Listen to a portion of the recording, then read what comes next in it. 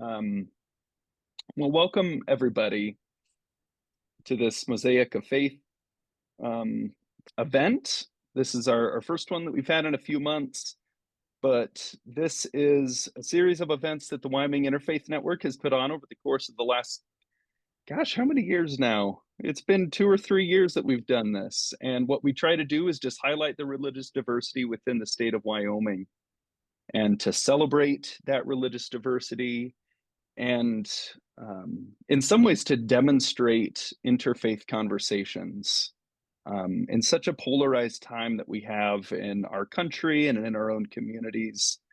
I think it's important to be able to have conversations across lines of difference.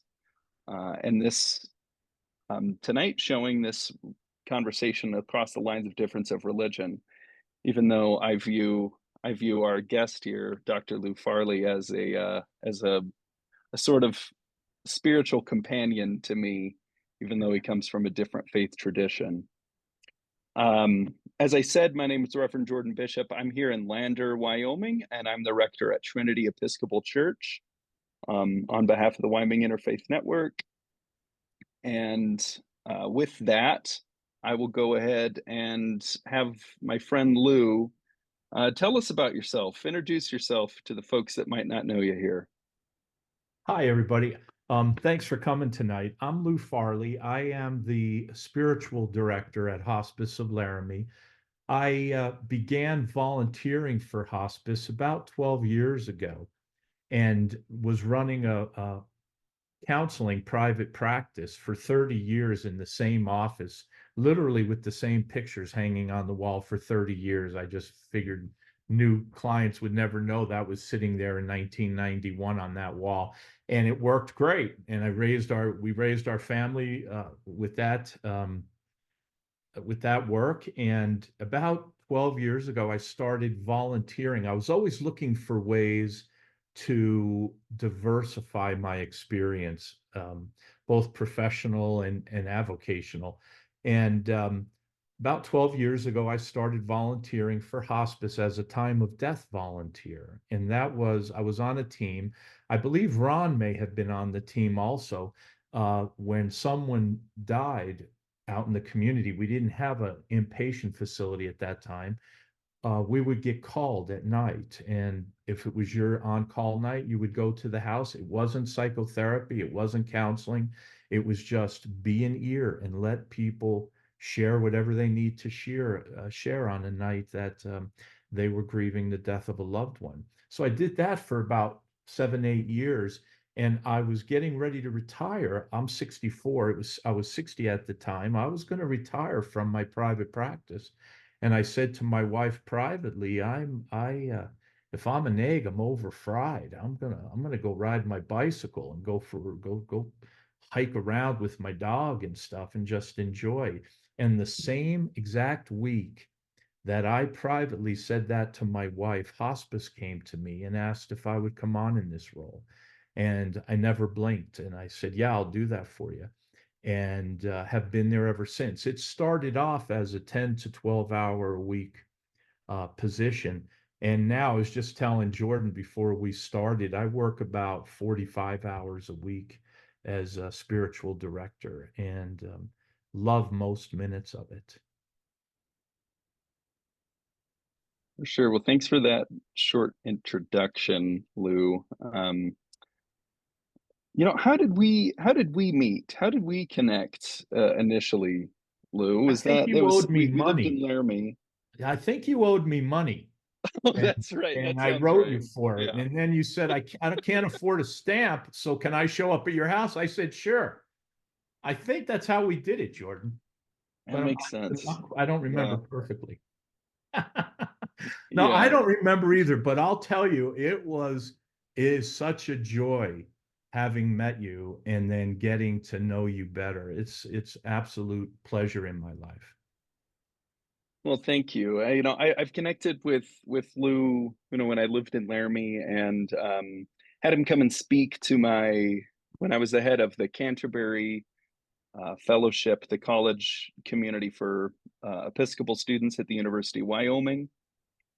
And I had Lou come and speak to some of my students and just get to know them. And afterwards, my students just would not stop talking about it, just loved the conversations with it, loved loved to hear about Lou's journey um, uh, towards Buddhism and kind of how I think you talked about that night a little bit about like how you kind of engaged with Buddhism originally some years ago.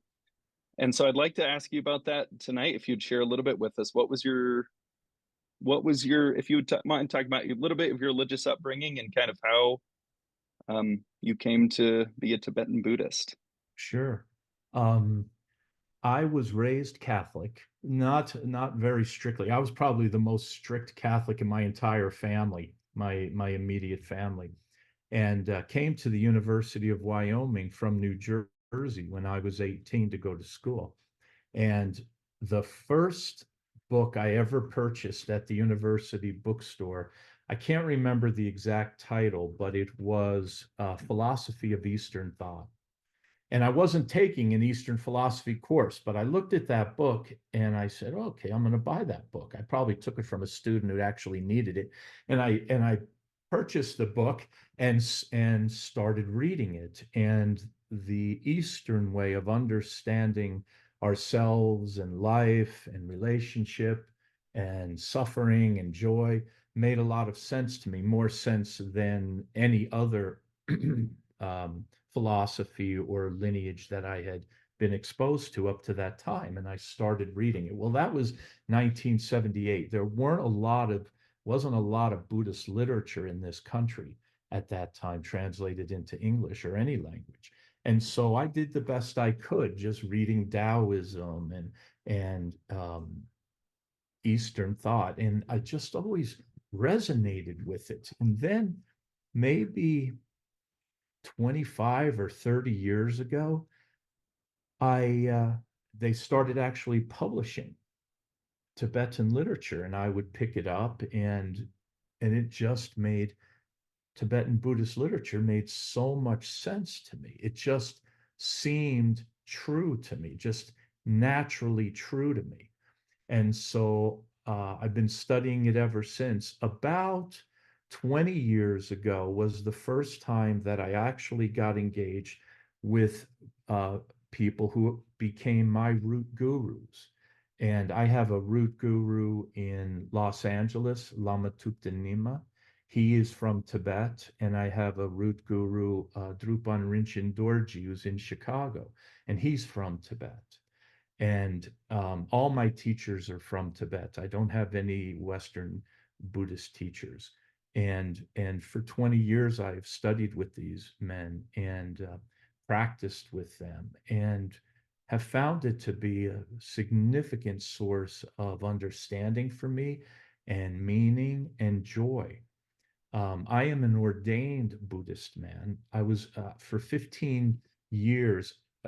15 years ago, I started teaching Tibetan refugee educators in India and Nepal um, how to work with children. Traditional Tibetan uh, education was based on a monastic model, and the monastics could be exceptionally harsh in their disciplinary procedures with their students. And so the Tibetans didn't know any better. They came into India and Nepal in 1960 and then developed an education system emulating the monastic approach. And about 15 years ago, I started going into India and Nepal and working with Tibetan educators around what are other means of guiding and helping students be motivated in school without using harsh measures. I also teach how do you incorporate traditional Tibetan Buddhist values into secular Tibetan education? How do you bring those two? How do you teach compassion and science simultaneously in a classroom of Tibetan students?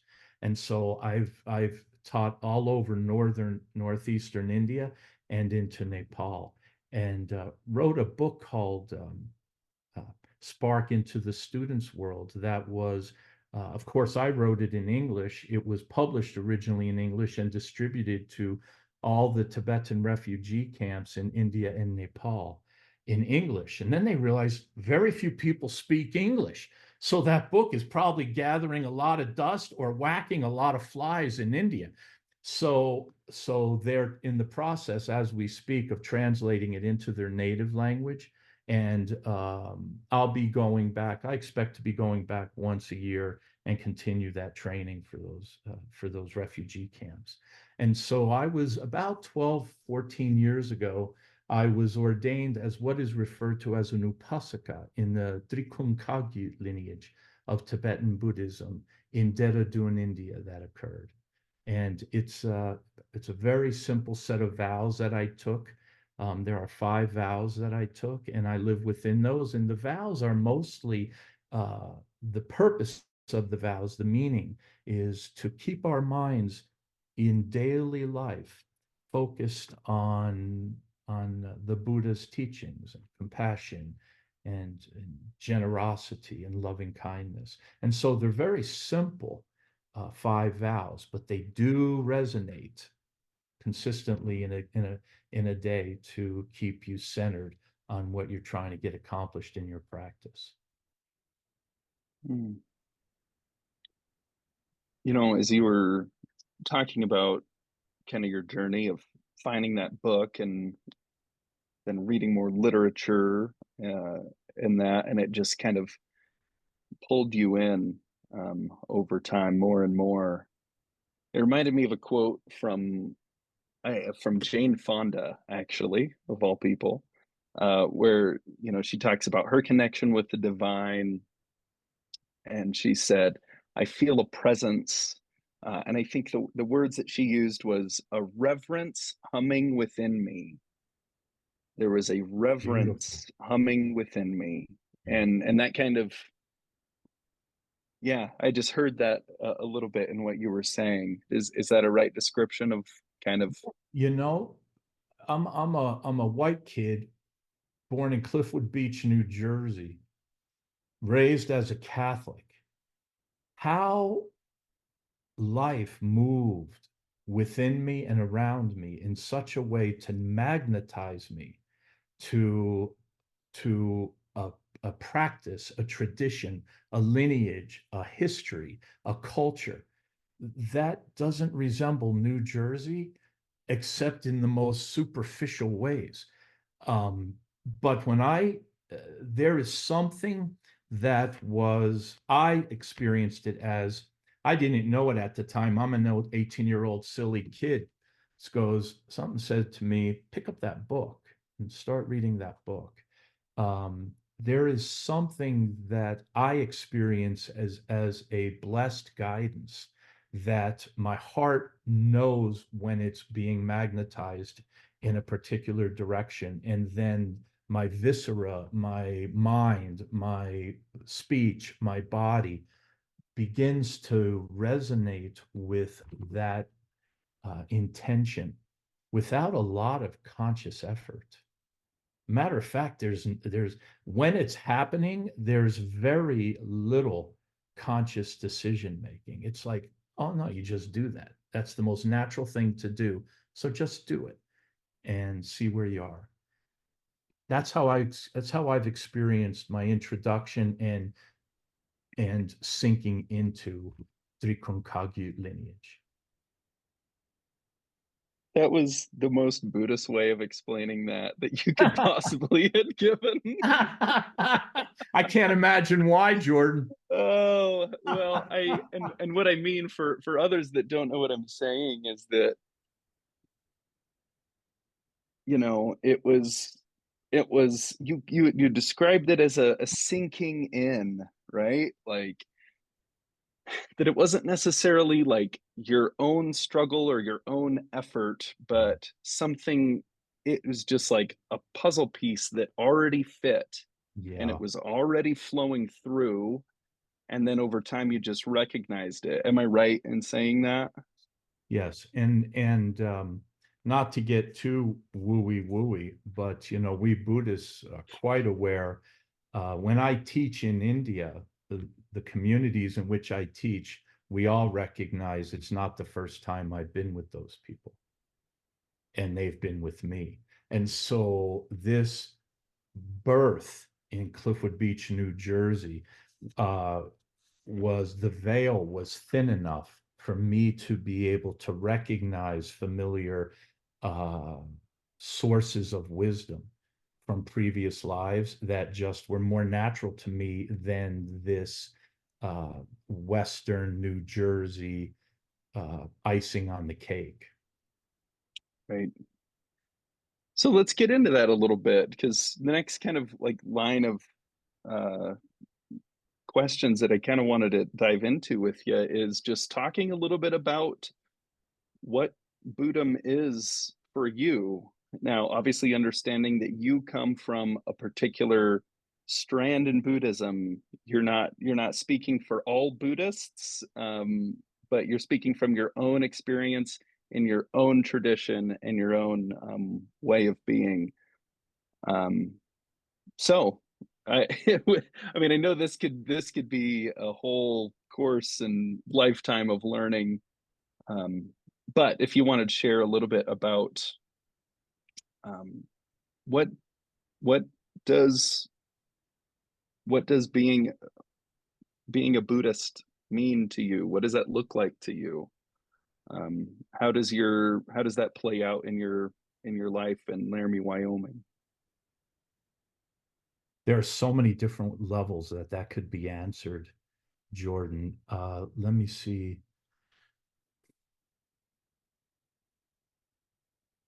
How about I respond as the spiritual director of hospice? How does it impact my work as in hospice? That sounds great. Uh, um, you know, some central tenets that of the Buddha's teaching is emptiness and non-attachment, loving kindness, wisdom mind, um, not being averse, not being attached, not preferring, releasing one's preferences into and subjugating them to what actually is, and then living in joy, not resisting or not clinging to that which is. There is a natural joy that we are born to experience. We are it. And so like at hospice, um, I do a lot of work with our staff, our nurses and CNAs. And in all, I do not talk about Buddhism. I'm not there to proselytize. I'm not there to emphasize any particular religion or faith or tradition. But what I do is I'll talk about each moment is ripe and rife with blessing. It is rich in its blessing, each moment, whether that moment is comfortable or whether it is agony, whether it is fulfilling or whether it's thoroughly disappointing. There is the divine in all of it. So when we are watching patients and their families undergo the last stages of life, there is this Buddhist attitude of don't cling and don't be averse. Just keep your ears and your heart wide open, and you will be medicine and support to those people undergoing some of the toughest experiences they will have on this planet. And so, this emptiness, the way I interpret emptiness, primary teaching of the Buddhas, is that everything is empty of solid, stable, objective reality. So what is this death that is happening in front of us? Is it a torment, or is it a blessing? Is it something to suffer through, or is it something to find meaning and even joy in the middle of? Because the little bit of time we have left, with our loved ones can either be, again, in emptiness, created by our minds as, well, those were the roughest 3 months of my entire life, or one could come at it and create with their own decision making, their own perceptions, interpretations, and responses, and say, that was sacred. That was a gift. Those 3 months were rich, probably richer than any of the previous years if people sink into what is actually being offered them, so that we have that emptiness. And then compassion in Buddhism is defined as, I don't want to suffer, and I don't want you to suffer. And the Sanskrit word for suffer, it's actually suffering, is really a very poor translation of dukkha. It's a very poor translation.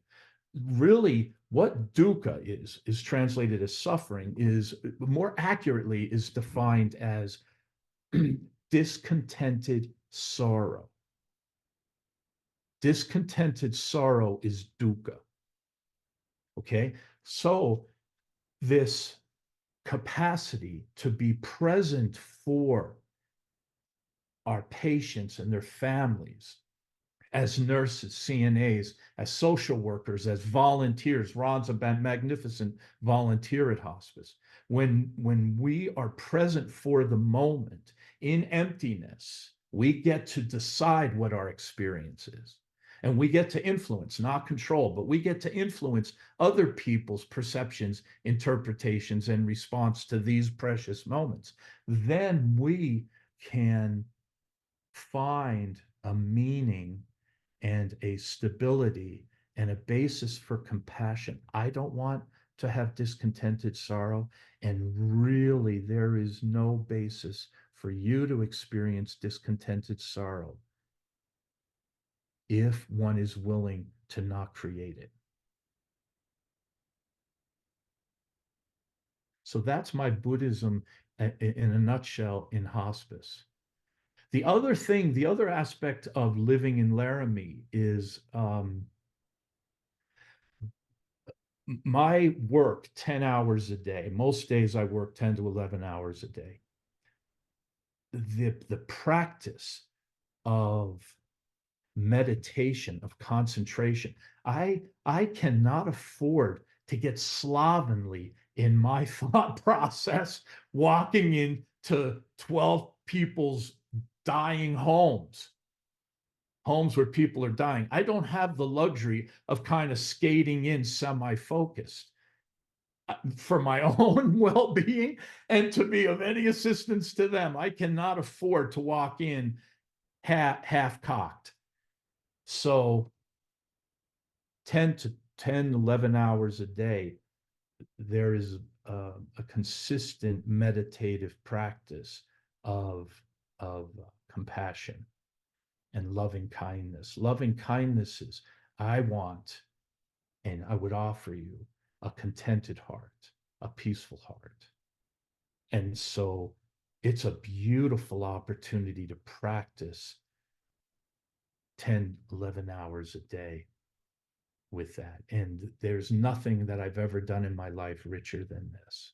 Honestly, I was a counselor since I was 24 years old, and there is nothing that touches the depth and the grace of the practice of Buddhism in this environment.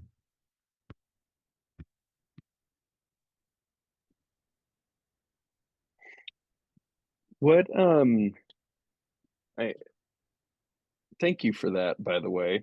This gorgeous reflection just off of the top of your head. Thank you I'm for sharing actually that. reading a script here, Jordan. Oh, Oh, okay. That's what I yeah, thought. The one yeah, I yeah. wrote for you. Yeah, Right. it's all, yeah, thank you. I wanted to thank you. And by the way, the money you owed me, we're even. Deal. Sounds good. Um, well, I just wanted to get a bit of a sense while we're talking about hospice a little bit. What does a typical day look like for you um, when you go into work and you're Yeah. working in hospice and providing spiritual care for folks? Yeah. Great question. Um, Depending on the day, let's go through an average Monday.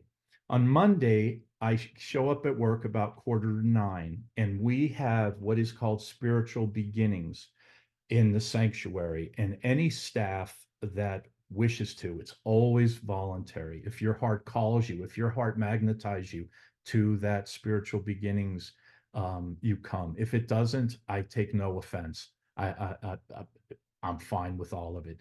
But usually between 6 and 10 staff members will come, and we in a non in a non sectarian way, we pray.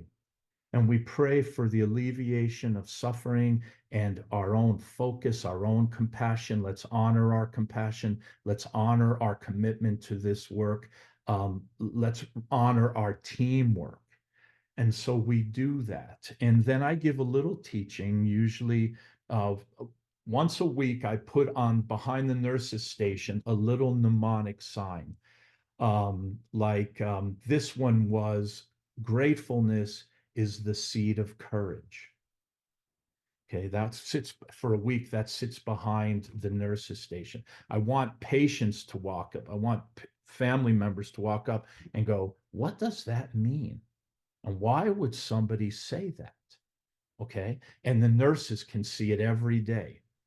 So I take that sign and I put it in the sanctuary, and then I talk to them about how is gratefulness a seed of courage, and why does it work that way? And how do we leverage that to make sure that in our work we're beginning to serve pediatric terminally ill patients? That's a whole nother gig. That's a whole nother level of challenge. Okay. Looking at children who are not going to be here long is a whole nother gig. And so we're talking this morning, today's Monday, we were talking about if we stay grateful at the opportunities and to learn and to grow, then there we leave very little room in our hearts for fear or anxiety or self-doubt dealing with these children or any other patients. And so I teach that a little bit. And then we get together, we do a closing commitment prayer, and then they usually hang out for 2 to 5 minutes. Everybody's very busy, but it gives the team an opportunity. Monday morning, how is everybody? And let's get focused, and let's get stabilized in this week's work. So that's 9 o'clock. That goes till about 9:15. At noon on Mondays, we have Good Grief Cafe. So I facilitate. I don't lead, and it's not a therapy group. It is a support group for anyone in Laramie who is grieving the death of a loved one, hospice affiliated or not, can come and support each other. This morning we had 10 people show up. So I have hot water and tea and candles where they have brought in pictures of their decedents, and they'll put them in front of their candles, and then they can honor and remember their decedent family member by lighting a candle. When they leave, they blow that candle out. Every second and fourth. So then I have my 9 o'clock, 9:15, 9:15 till about 11:30. I'm seeing patients.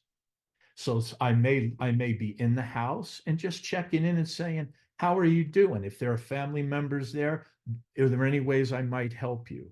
Sometimes that looks like talking about basketball, and sometimes it looks like reading First John. Sometimes it looks like me just praying for them from my heart. And I'll do that till about 11:30. And then at 11:30, I get set up for the Good Grief Cafe, get my tea ready and everything. And that goes till 1 o'clock. From 1 o'clock to 2 o'clock, we have our social worker is a provisionally licensed social worker. So I am her supervisor toward her full licensure. So we meet for an hour a week and we discuss, what did you see at Good Grief Cafe? How are you doing with your social work? Do you have any questions? What did you think about this patient and their family? Let's conceptualize. Let's figure out what we're doing here. And we do that for an hour. Then I go back to seeing patients, and we'll see patients until second and fourth Mondays until about 4:30, quarter to five. And then at 5 o'clock, people come in who are grieving the death of a loved one due to suicide. And I have asked everyone who comes to, again, it's an open group, but I ask everyone who wants to participate in that for the first time to reach out to me, because that's a very tough, that's a very tender, very raw situation. So I ask to have an interview, let them get to know me, let me get to know them, make sure they will be good for the group and the group will be good for them. I've never turned anybody away, but I just want to make sure with that kind of high intensity pain that it's actually beneficial for people. And then 5:30 to 6:15, and then from 6:15 till about 7:15, I hang out with the nurses, because that's when the shift occurs around 7 o'clock. So I can see the day nurses and check in. How are you doing? How is patient in room 4 doing? How are you feeling about how patient in room 4 is doing? And then when the new nurse comes in, then I can see how he or she is doing, mostly she, how she is doing, and touch bases, get a sense for the spirit in the building, which is a very crucial aspect of hospice's success. People will walk in terrified, and an hour later will say, there is a spirit in this home, in this house, that is soothing me and calming me and taking my fear away. And I go, trust that. But that doesn't come by accident. That comes with concentrated meditative prayer and teamwork on everybody's part. Christians, no religion, Buddhists, nature lovers, that compassion and that loving kindness and that generosity, the spirit of those is what distinguishes hospice care. And so we rely on it very strongly. And that is um, the bread and butter of our work. You know, you touched on it a bit at the end of what you were saying, but obviously you're a Buddhist, and most of the people that you're serving, whether it's the nursing staff or the families that you're serving with this end of life care, are, I mean, unless the demographics of Laramie has significantly changed since I moved away, are not Buddhist. Um, right? The majority of people that you're caring for, I assume, do not, wouldn't check Buddhism off on their, you know, whatever survey asking about their religion. Yeah. So, how do you, how are you able to connect with folks that come from diverse religious backgrounds, whether that be Christianity, whether that be a non-religious background, or any other type? How do you, as a Buddhist, how are you able to spiritually connect with folks from such diverse backgrounds? Well, great question, Jordan. The reality of it is it takes a village, always has, always will. So I have very strong connections to multi-religious communities in in this town. Last week, there is a man who was born on a Cherokee reservation. His wife spent her teen years on Navajo and Hopi reservations. These people are very moving in a very beautiful, very neat way. And he was dying, and they said, boy, he would really like a ceremony. And I said, well, I don't have any Cherokee connections, but I do have a Lakota pipe carrying man who blesses and can bless this process before he passes. Would you like that? And she said, let me check with my husband. He came back and said yes. And so the Lakota man came in and did a Lakota blessing ceremony to protect the spirit moving from this side to the far side camp.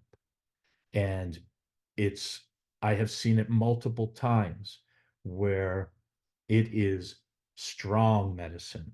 It soothes people's fears.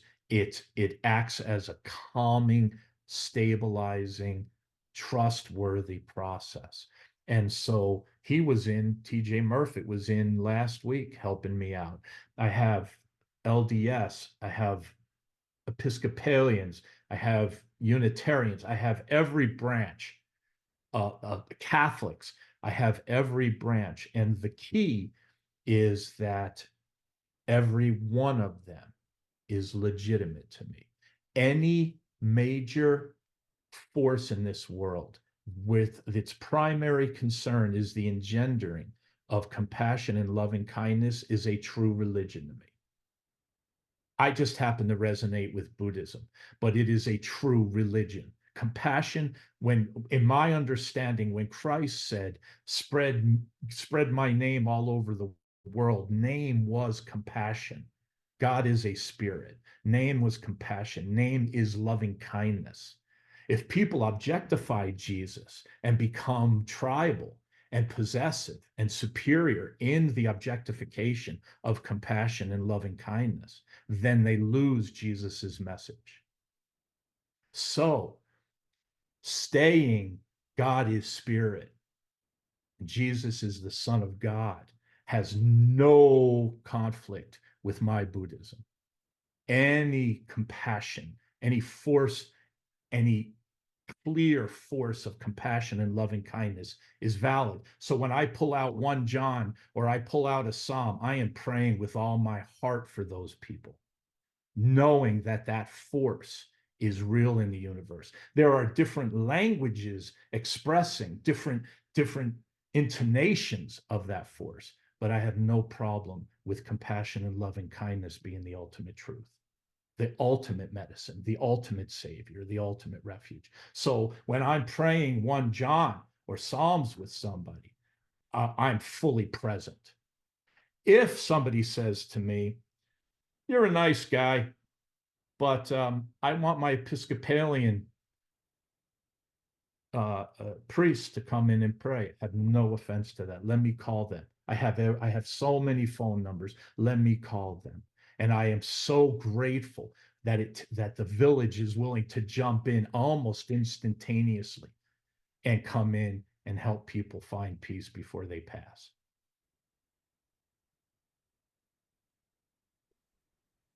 There's such a there's such a beauty in that and a freedom in that I have found too, in just claiming truth and goodness and loving compassion, or that loving kindness as you described it.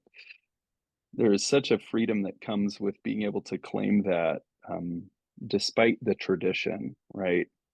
I don't speak the language of Islam necessarily. I don't Me speak the either. language of, right, right, but I think the soul recognizes soul, heart recognizes heart, and that's where a lot of these interfaith connections can be made. That's where the divisions between like theological understandings and cosmologies, not that those aren't important, but when soul recognizes soul, that starts to dissolve a little bit and take a back seat to each other's humanity. Well, Jordan, like I have a long-term relationship with the Islamic community. I have a burgeoning relationship with the new rabbi in Laramie. He has come to solidify a synagogue in Laramie for people, Jewish people in Laramie, to be able to come and pray in their tradition. He and I are getting to be good friends.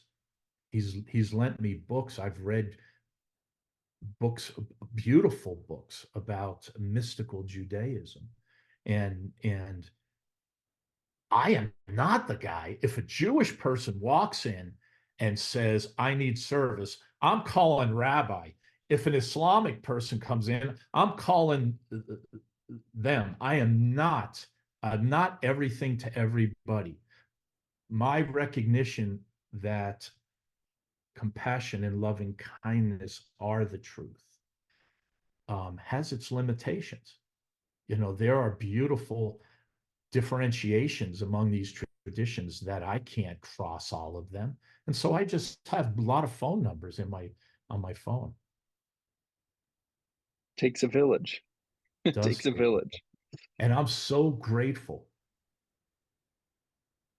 Yeah, what does that? Well, I'll hold off on this. Maybe I'll get a chance to ask this, but we have about 15 minutes left. So I want to give a chance for anybody that's joining us on this call this evening to ask your own questions. Um, there's mixed reviews on if you can unmute or not, but if you want to either unmute and ask your question directly, that's okay. Or if you'd rather type your question in the chat and I can ask it up to Lou, that would be great. So if anybody has any questions, now's the time.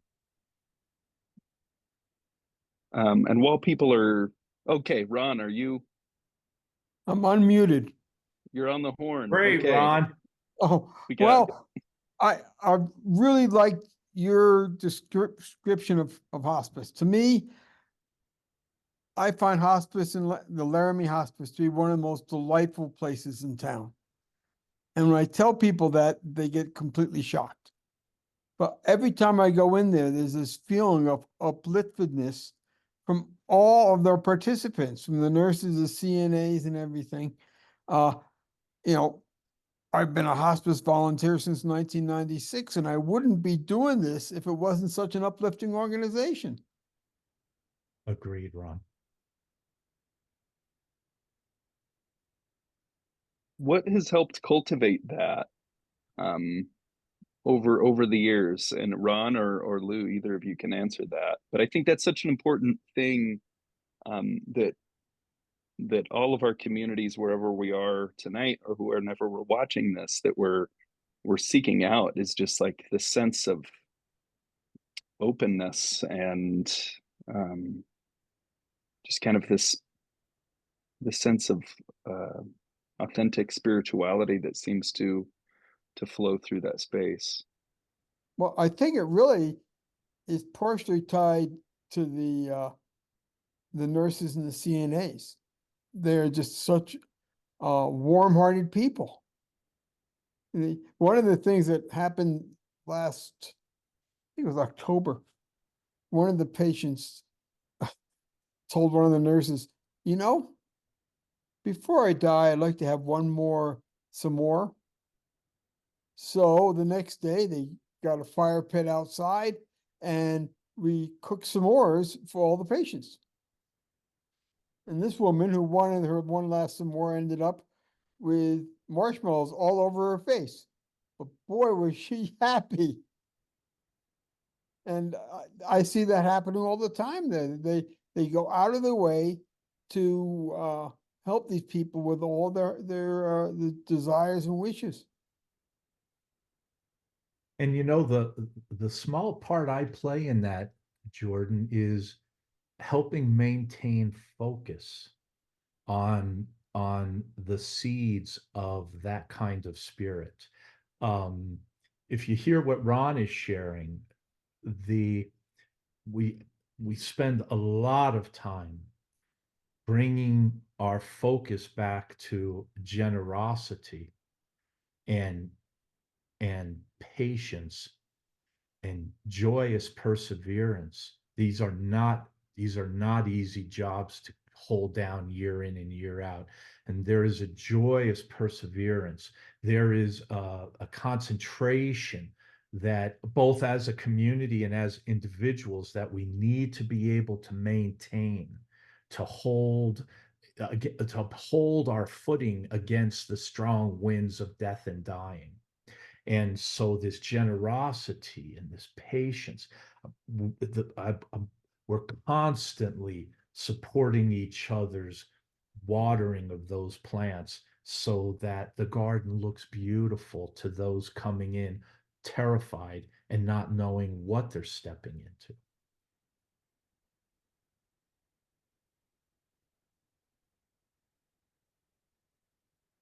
Yeah. Any other questions this evening? Please, as I said, you can put them in the chat, and I'll make sure to get to them, or you can ask.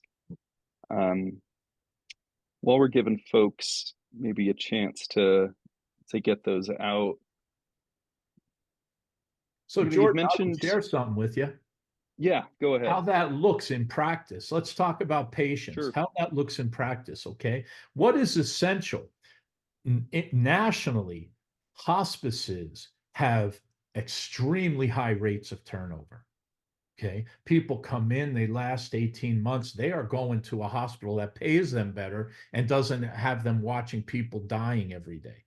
So it became clear to me early on in this work that we have to flip the experience on its head, emptiness.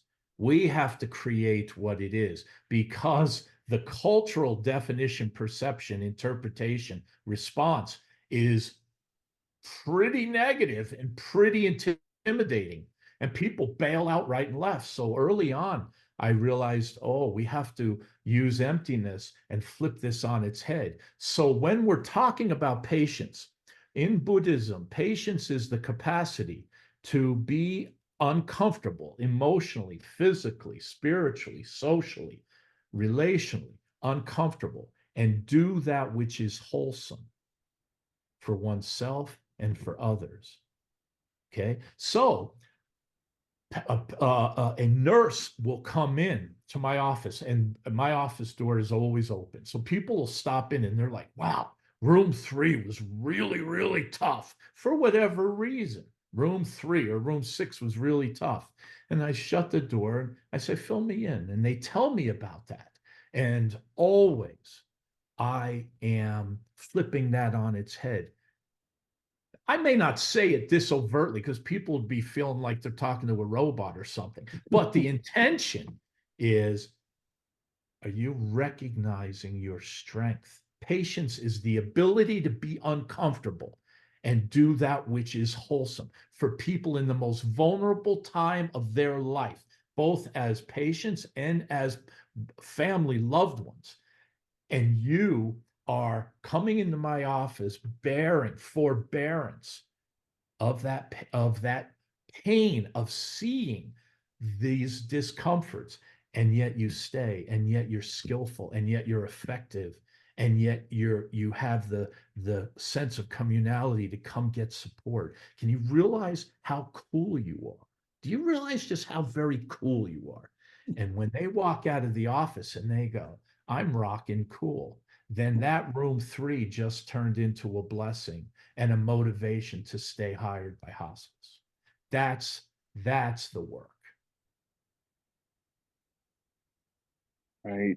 It's like cultivating that self-compassion, cultivating gratitude, um, kind of removing these barriers that we're told that we should put up in these situations, or that we put up ourselves.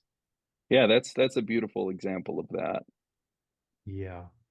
And when I was a counselor in private practice, our whole training, I have my doctorate in counseling. Our whole training was boundaries, boundaries, boundaries. You are not them. Do not feel that. Analyze, intervene, make suggestions, evaluate success, efficacy, and keep moving. And I came into this role and was like, well, not that may work in psychotherapy, where I have to stay on this side of the office because you're coming in with issues and I can't get embroiled, I can't get enmeshed, I can't get, they call it counter transference, when I'm feeling what you're feeling and all that.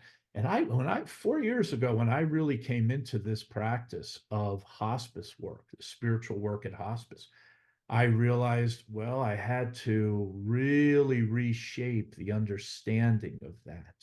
And where I am now is what I found is all those boundaries of, stay separate, stay different, walk out unaffected, was literally giving me chest pains. I thought I was going to have a heart attack. Okay, the first 2 years of my work because of aversion. Now, in psychotherapy, maybe that's an essential aspect is boundaries, boundaries. But what I found was my heart was getting really tight with aversion. I don't want to be present for your suffering. I don't want to be present for your last breath. And 2 years ago, I thought you have two choices, Lou.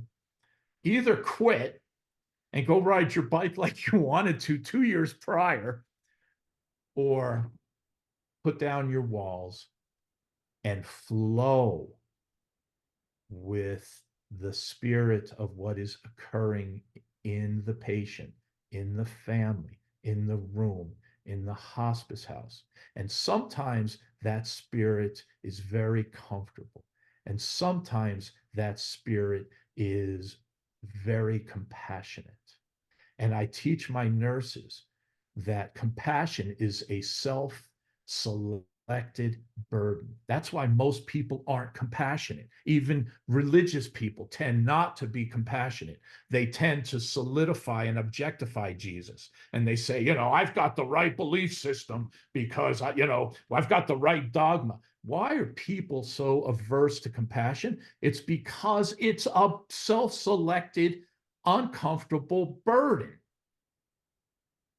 And so 2 years ago, I go either leave the profession and go ride your bicycle, or stop being averse to your natural compassion and feel that pain and let it move through you. Now, emptiness also indicates that nothing is solid. There is nothing stable. There is nothing permanent. So I just taught my nurses this last week, is because we're dealing with pediatrics and the pain level can get very high looking at children terminally ill.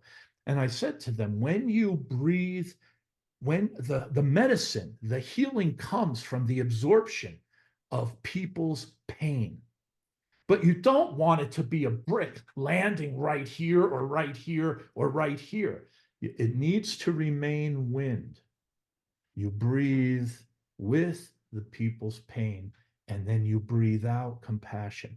And nothing, not an ounce of detritus remains in your body or in your mind. It is wind. You blow, it blows in and you breathe out.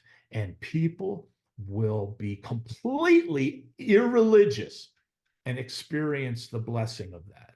You don't have to talk about dogma, don't have to talk about church. You can be talking about basketball, and that magic will happen.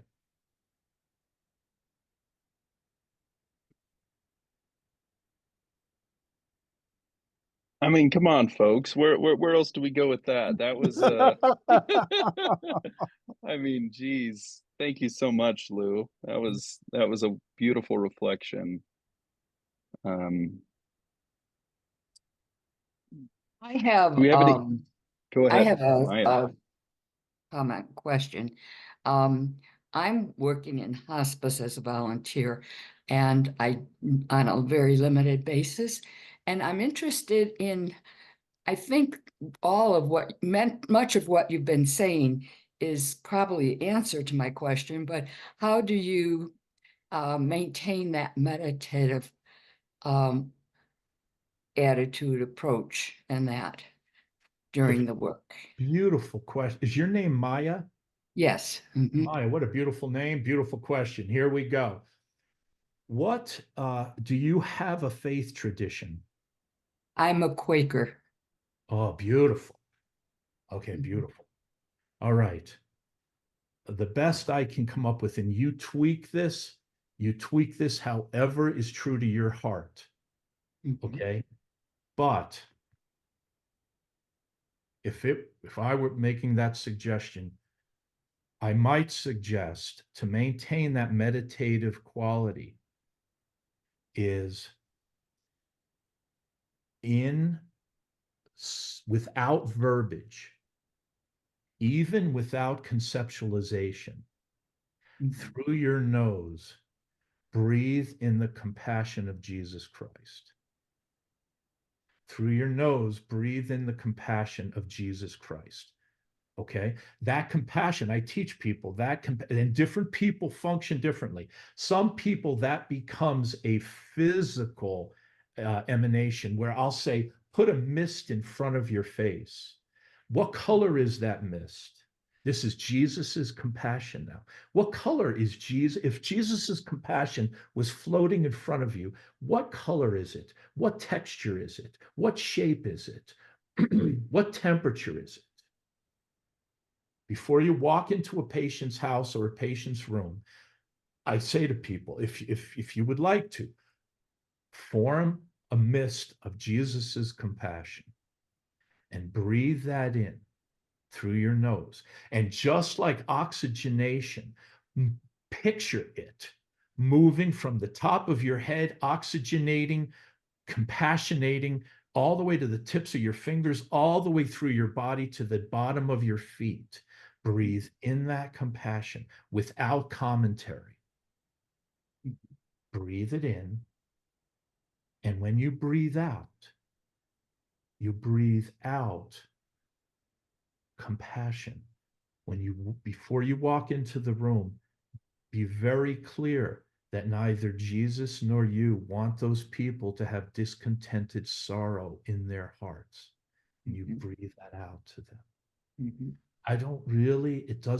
My experience at hospice is it is not contained, delimited, defined, or limited by one's faith tradition. That is a truth that compassion heals. And so as a Quaker, to do that in silence. If you're in the room, nobody has to know you're doing that. Their spirit will be blessed by it, even if their minds aren't acknowledging it and their verbiage isn't defining it or reflecting it. You just breathe it in and you breathe it out. So when you're in the room, you're listening to what they are saying, and then you are blessing it with your compassion, Jesus's compassion. And you just stay doing that. Be aware of your breath. That's one way of doing it, Maya. There are many ways, but that is one way to stay right on point.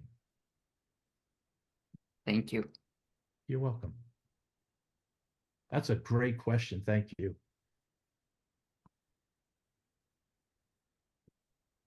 Yeah, thank you for that, Maya. I just threw something in the chat too for anybody that's on here that's interested. I think it's related a bit to what Lou is talking about. These like somatic spiritual practice.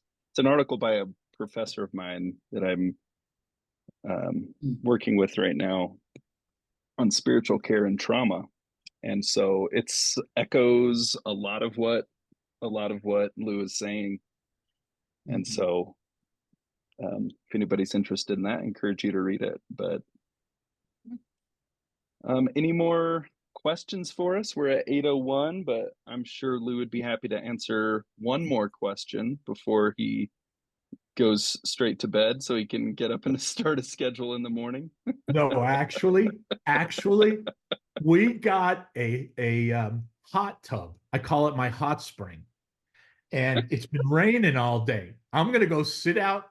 If it's raining, I'm going to go sit out in the rain and crawl into 103-degree water and float for about 20, 30 minutes, then go to bed, Jordan. So that sounds great. Yeah. Wonderful. Well, Lou, I can't thank you enough for being with us this evening. I know that we're all blessed by your wisdom and your experiences and your openness, and I just always feel rejuvenated in doing the work that I do after talking with you. It's a blessing, and so thank you for joining us this evening. Well, back at you, Jordan. I thoroughly enjoy you too. And everyone who had took the time to participate in this conversation and just listen. And I'm very grateful to you. It's a real privilege to get to share these kinds of things. And best of luck in whatever work you're doing. Thank you. And thank you, everybody, for joining us this evening. For more information, go to yointerfaith.org. And there you can find out about the next event that we're doing here. You can sign up to our newsletter and about all of the different things that we're doing both online and in person. That's at yointerfaith.org. Okay. Good night, everybody. Thank you for Good night, joining. everybody. Thank you, Jordan. Thank you. Take care.